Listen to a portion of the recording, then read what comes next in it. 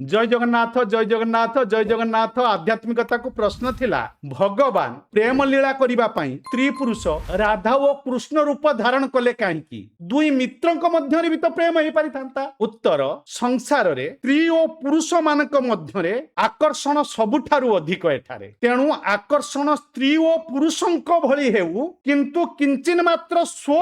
बा निज सुख बुद्धि न हेउ ए कथा संसारी लोक को बुझाइबा पई भगवान राधा और कृष्ण रूप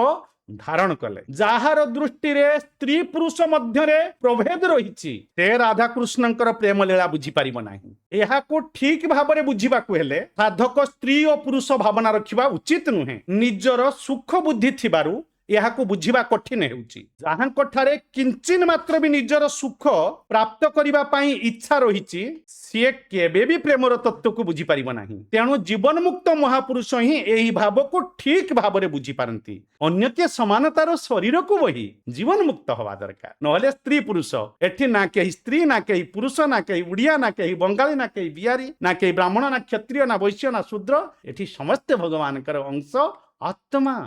या को बुझी न पारिकरी प्रेम लीला केमती बुझिब। पुणी आज प्रश्न हेउची श्री राधांक परी जीव को कौन रागात्मिका भक्ति प्राप्त हो पारिबो। जय जगन्नाथ।